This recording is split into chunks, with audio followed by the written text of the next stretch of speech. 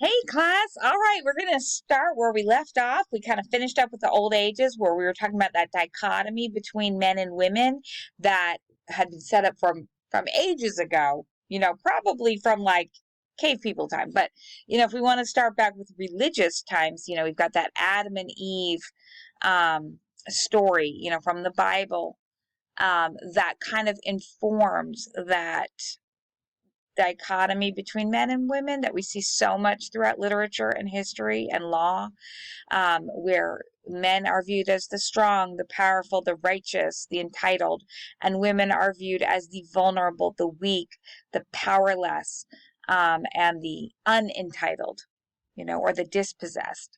So you'll see that through law, often laws were structured in a way so that men were in the dominant position of power and were set up to protect women. Women were constantly under the guardianship or legal status of men. And we'll see that throughout our study of women's literature. So we saw that dichotomy between Adam and Eve, between men and women, between powerful and powerless, between dominant and subordinate, throughout the old ages and that wife's lament, and now we're moving into the Middle Ages. All right, so the Middle Ages Middle English period of literature ranges from the beginnings of the second millennium, where the old ages left off, in that 1100s time frame, and went through to the late 1400s, okay? So the English language retained its Germanic language base, right? We talked about the Angles, the Saxons, and the Jutes. They came over from Denmark, kind of like the Vikings, and those other tribes came over to England, conquered, and brought their language with them. And that Angle name was responsible for what we call now English. And so we have that Germanic language base. In other words, our grammar and many of our most common basic root words come from that old Norse/Germanic language. All right, but then in 1066, what happened? William the Conqueror came over from Normandy, France. He was a French Norman, came over, crossed the English Channel, and made his way into England and conquered England in the Battle of Hastings of 1066. And became what we consider the very first modern English king. Well, not modern as in like modern time period, but that's where they traced the kings of England was from William the Conqueror. He was William the First. He wasn't one of those England kings that we talked about during the Old Ages time period. He was heralded as the first of England itself. To be king. So he brought that French language over, and that language of the court was French. So if you were a member of the nobility, or the parliament, or when the king and ruling class, you spoke French. All right, the educated spoke French. Even servants may have spoken French. They probably spoke both French so they could understand the people they were serving, and also that old English morphing into Middle English language of the common people. So the common people would have spoken that, and it got fused with French because of the influence of the court at the time, right? So we started seeing some shifts in the language. So the language of the court became French until the Parliament and other bodies began using English again in the late 1300s. So you started seeing a shift in the late 1300s, but you still had mixing of French and English into the 1400s too. And that's why we see those Latin root words in English, because of that mixing of French and English. And French, of course, evolved from Latin, as did many other Romance languages. They're called Romance because you see that word Roman in there, which is associated with Latin. That's where Latin started, was, in Rome and Italy, that area.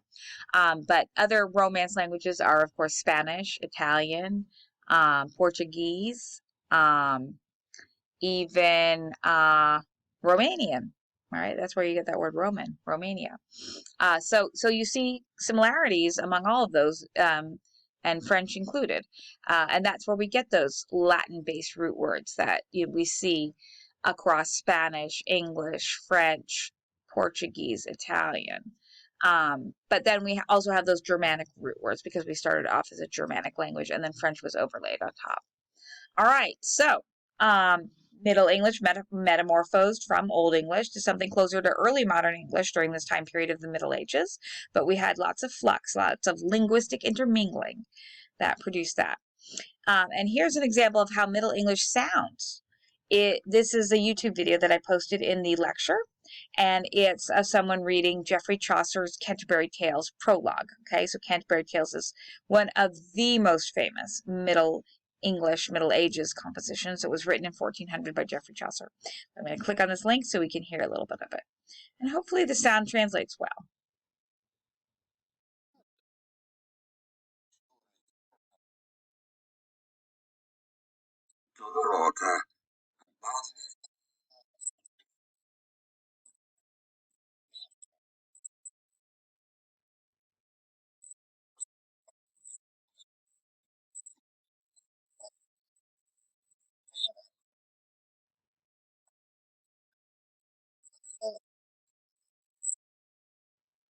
Okay, I'm going to stop that right there. So, younger son, younger son. You heard that? That's young son. So you can hear it's starting to sound a little bit more like our way of speaking nowadays, but you can hear it's still got that very Germanic tinge to it, right? The younger son, those vowel sounds sound very much what you would associate maybe with Danish or German or Old Norse, because it's in transition from those languages into early modern English, right? So we're recognizing words. We're certainly recognizing more than what we did in Old English in the old ages. And as you can see the written out form here, we can see visually more similar words too. But again, it's in a period of transition, so it's not quite there yet, is it? No, it's not. It won't be for many more hundreds of years rather. All right, so back to our lecture. Hopefully that was a little fun. You could hear some of that. All right. It's always fun, I think, when we can take a little field trip, right? I like to call that a field trip into some other, audio form of learning there. All right, so Mariolatry, that is a fancy word that just means cult of the Virgin, and that took hold in England and Europe during this time period of the Middle Ages. So, in other words, they kind of worship the Virgin Mary. Okay, so where we had Adam and Eve, with the Eve being temptress and Adam being the powerful and the dominant and the righteous, and Eve being, looked down upon as the temptress and the unredeemed. She had to be redeemed through her husband, basically, through the male form. Here you have a shift where the Virgin Mary is being adored and worshipped. So she's a female, and you've got this interesting dichotomy emerging in depictions of women throughout literature from then. You've got the kind of like the Madonna whore dichotomy, where Eve represents one pole, the seducer, the temptress, the whore. Not that she's a whore, but I mean that's kind of like the imagery that's associated with that pole of viewing females during that time period. And the other pole is the Virgin Mary, who is the mother of Jesus, of course, and she was the virginal mother. She was able to have a child through God, basically. We don't exactly know how that happened, but anyway. She was considered virginal, and so was the exact opposite of Eve. She was not the seductress. She was not the temptress. She was the pure. She was the innocent. She was the mother of Jesus. And so that was the innocent pole of women. You can see how they both need to be protected, though, right? One maybe being innocent and not knowing, and the other one knowing too much, and so for both reasons have to be protected. All right, so where the Old English tended to associate females with the Eve concept of women as bargaining chip and secondary subordinate, and merely as a fixed in both position and domain, as unworthy of and or below the radar for education. So women weren't educated because they were considered unworthy of education then. The Middle Ages developed an adoration of the Virgin Mary, which then associated redemption, righteousness, and even perfection with women. This cult of Mary, along with the association of Eve, formed those dual prongs that are so typical of female stereotypical representation: the Madonna whore, the saint seducer, the unattainable perfection, versus the unredeemable, unworthy, subordinate version of women. So while more and more classics of Greek and Roman literature entered mainstream reading as the culture rediscovered these texts and so proceeded towards the humanist concepts of the Renaissance, the cult of Mary secularized itself in terms of the Blessed Beloved, who often informed and incited courtly romances and love sonnets. For example, we have Dante's Beatrice and Petrarch's Laura, who are blessed and kind of like the muse of those poets. And we get that in courtly romances too, which we'll see springing up. For example, the Romance de la Rose, that was a very famous French romance of the time period, and it was all kind of associated with like the courtly, knightly code, which was chivalry.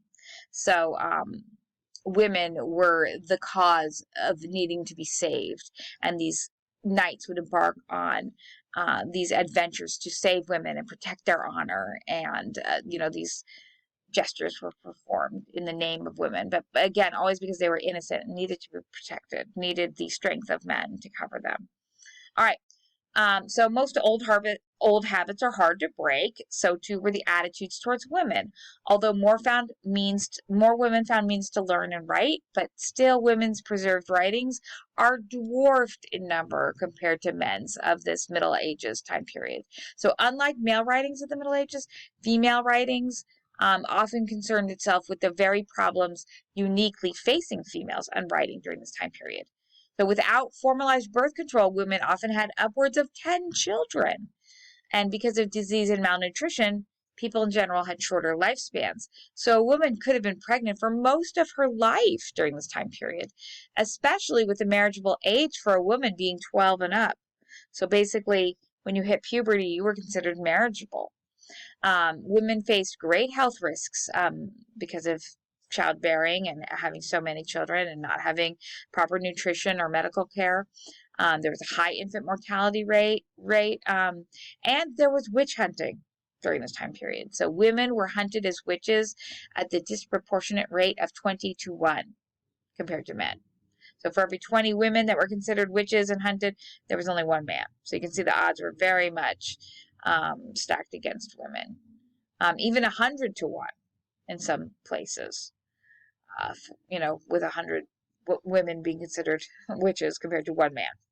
So the peril of being labeled a witch or a heretic also made women less apt to write, since the church and the government at the time greatly discouraged women from being educated and doing anything beyond the abundance of painstaking menial tasks required to sustain a medieval household. Women who strayed from this course could be tortured and burned at the stake for witchcraft, heresy, or even treason, as we will see in the tragic case of medieval female writer Anne Askew. Very sad, tortured and burned at the stake, both. The Roman Catholic Church controlled all of Europe during the Middle Ages and amplified the misogynist means women-hating, tradition against women. Saints and Christian philosophers expounded on women as the secondary sex, the subordinate sex, because of their descendants from Eve, whose transgression condemned all humanity to mortality. So because of Eve's eating of the apple, humans then, became mortal. They were subject to death. Also, the church often used the writings of Paul, who was the apostle in the New Testament. They used his writings to subordinate women to men, where Paul compares men to the head and women to the body, and even instructs men not to touch women, etc. Also, the received nature of God being a male instead of a female, further contributed to the widely held supremacy of men over women. And of course, we have Jesus Christ redeeming all of humanity. Again, another male figure saving humanity from the fault or the fall that Eve initiated. So, quite honestly, how medieval writers like Julian of Norwich, whom we study during this time period, she's a female, and Marjorie Kemp, also a female, how they escaped being tormented and killed for their education and their proto-feminist compositions